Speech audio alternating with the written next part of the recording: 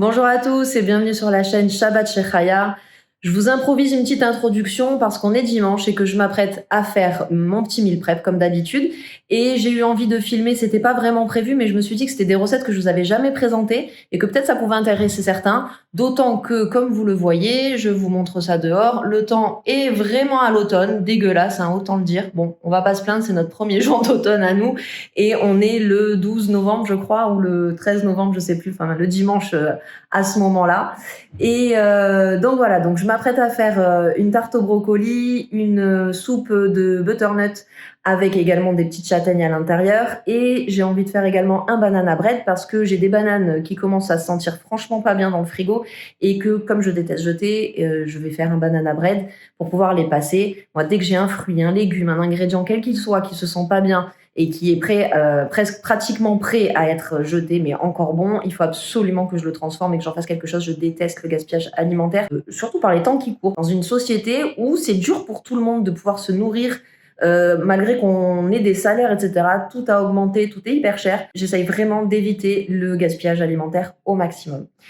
Voilà, je passe direct en cuisine, on se retrouve par là-bas, je vous montre mes petites recettes. Je vous embrasse très très fort et je vous dis à très bientôt.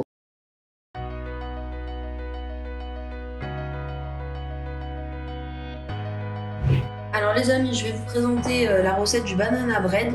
Donc c'est une recette que je prends de ce livre. Ce livre, je vous l'ai déjà présenté, qui s'appelle Bye Bye le sucre, et dans laquelle donc je prends la recette du banana bread, hop, que vous voyez ici, qui est juste excellente, vraiment très très bonne. Alors je vais vous dire les ingrédients dès maintenant. Donc il vous faut 3 bananes, 120 g de farine complète, 2 cuillères à café de levure chimique, 65 g de sucre, 3 œufs, 4 cuillères à soupe d'huile, huile de colza de préférence, 120 g de flocons d'avoine et 2 cuillères à café de cannelle. La première étape, ça va être d'écraser les bananes à la fourchette. Donc vous voyez, je prends des bananes qui sont vraiment très très très mûres. Je me refuse à jeter la nourriture quand elle est encore utilisable. Il faut arriver à en faire autre chose. Tant que c'est possible, faut pas hésiter. Et en plus, vous allez voir, vous allez faire un gâteau tellement bon que vous n'allez pas regretter d'avoir eu ces bananes qui étaient un peu fatiguées.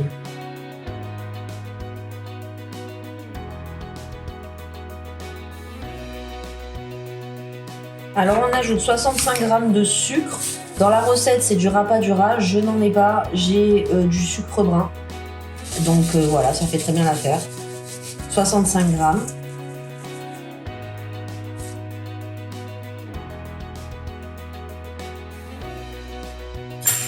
Je vais rajouter les 3 œufs et l'huile.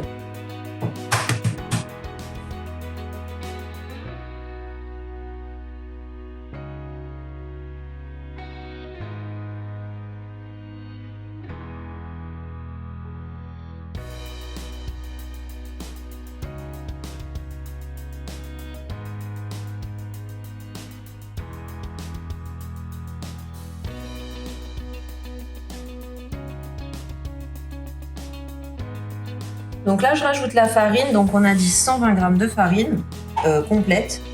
Donc pour ma part, c'est de la farine de blé complet. Vous pouvez mettre d'autres types de farine. Dans la recette, il est noté farine d'épeautre complète. Bon, j'en ai pas, donc je fais à la farine de blé complète. Et je rajoute également, donc c'est l'équivalent de 2 cuillères à café de... Non, je dis des bêtises. Oui, c'est ça, 2 cuillères à café de levure chimique.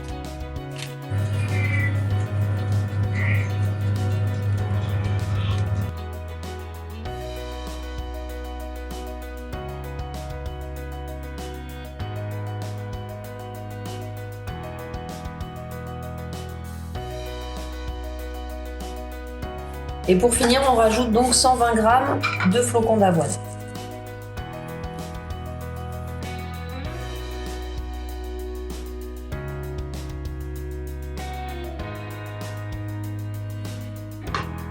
Pour finir, la touche finale, c'est la cannelle. Vous savez à quel point j'aime ça. J'en mets jamais trop parce que voilà, je suis la seule à vraiment kiffer ça dans la maison. Mais voilà, le petit goût, on va dire, ne gêne pas du moment qu'il n'est pas trop prononcé.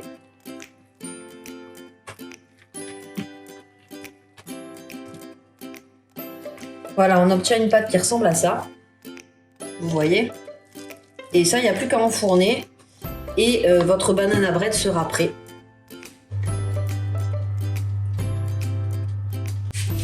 Ça part au four à 180 degrés pour 45 minutes.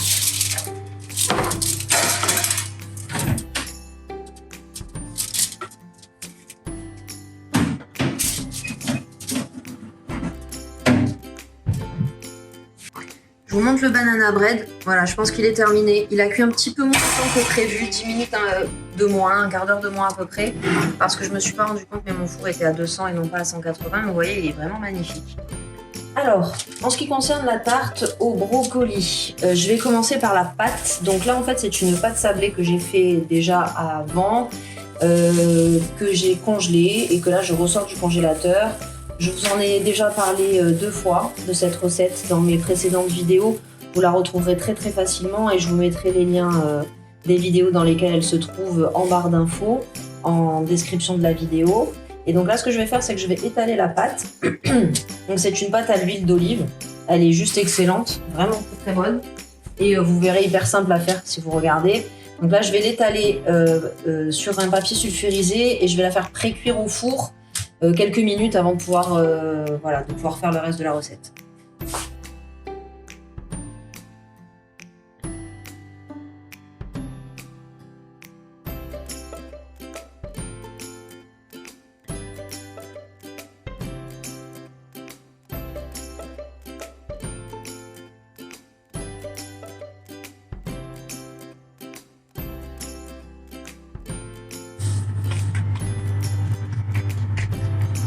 Je vais préparer déjà l'appareil pour la tarte au brocoli. Pour être totalement honnête avec vous, en fait, j'attends le brocoli. Voilà, mon mari il est parti faire les courses.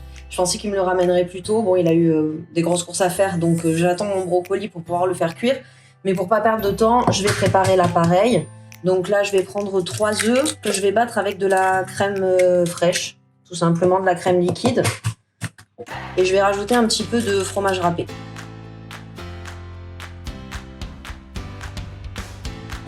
Donc là, en termes de crème, il y a à peu près la moitié de la brique.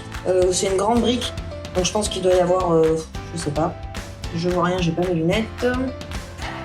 Voilà, il y a 500 ml, donc ce qui fait qu'il en reste 250. Donc je mets les 250 restants, hein, c'est l'équivalent d'une petite brique en fait. Hein.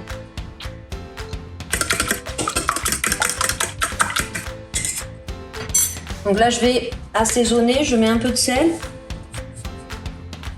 Voilà, je mets un petit peu de poivre aussi.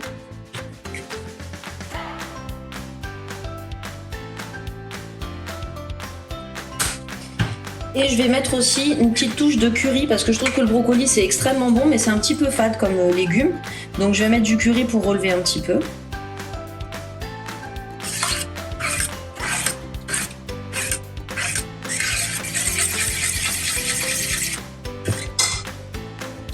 Et je vais rajouter du fromage râpé à l'intérieur de l'appareil.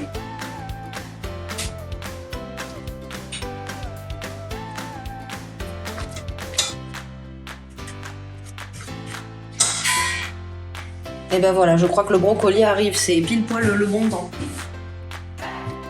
Bon les amis, les courses viennent d'arriver, sauf que j'avais pas précisé à mon mari que je voulais des brocolis frais, donc il m'a amené des brocolis surgelés. Je suis désolée, c'est pas grave, on s'arrange avec ce qu'on a. C'était juste que c'était l'occasion parce que les brocolis c'était de saison.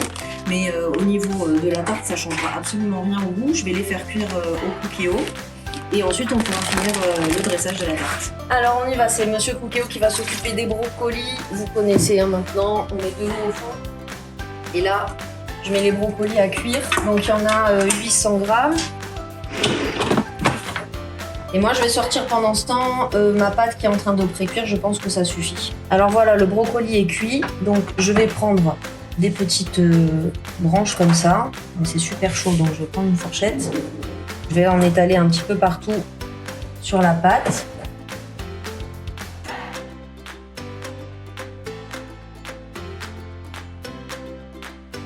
Et par-dessus, je vais mettre donc l'appareil qu'on a préparé tout à l'heure.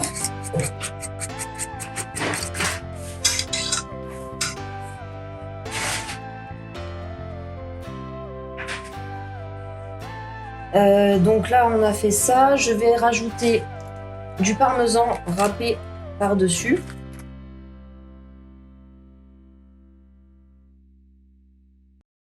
Et ma petite touche perso dans cette recette, c'est de rajouter des amandes effilées. Je trouve que ça se marie vachement bien avec le brocoli. Et voilà, ça part au four pour environ 30 à 45 minutes. On va surveiller et 180 degrés comme d'habitude. Alors on va passer à la dernière recette de cette vidéo, c'est la soupe de butternut. Donc vous avez vu, j'ai une belle butternut, elle est énorme. Souhaitez-moi bonne chance pour la couper parce que c'est pas toujours évident. Je vais la faire cuire, je vais la couper en morceaux et la faire cuire donc dans une marmite avec une patate douce. Je trouve que ça se marie super bien avec. Et en topping, on mettra des petits marrons comme ça. Voilà, ça sera super bon. C'est une soupe que je vais garder parvée. Si vous n'avez pas d'intérêt à la garder parvée, sachez que vous pouvez mettre un petit peu de crème avec. Ça sera super bon également.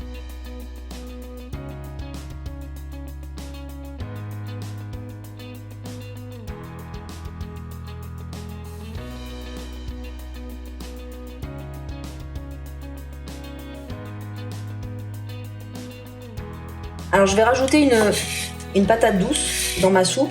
C'est pas obligatoire, mais je trouve que c'est deux goûts qui vont plutôt bien ensemble. Si vous en avez pas, vous pouvez faire sans. Vraiment, ça pose aucun problème. Et si vous avez envie de rajouter un peu de goût à cette soupe, à la place, par exemple, de la patate douce, ou même en plus de la patate douce, vous pouvez rajouter également un oignon.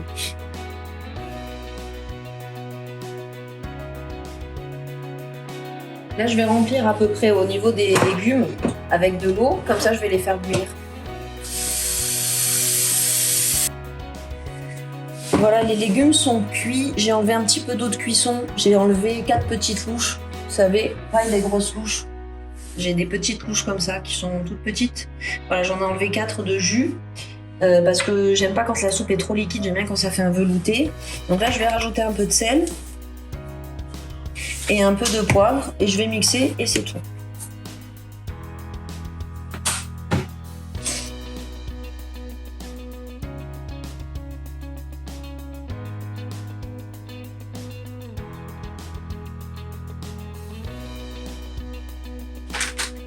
Alors je vais ajouter des petits marrons, voilà, qui sont sous vide comme ça, et je vais les mixer aussi dans la soupe, et j'en rajouterai par-dessus la soupe après pour faire un petit côté croquant avec. Mais déjà je vais mettre ça dans la soupe et les mixer pour ajouter le goût des marrons en fait à la soupe de courge.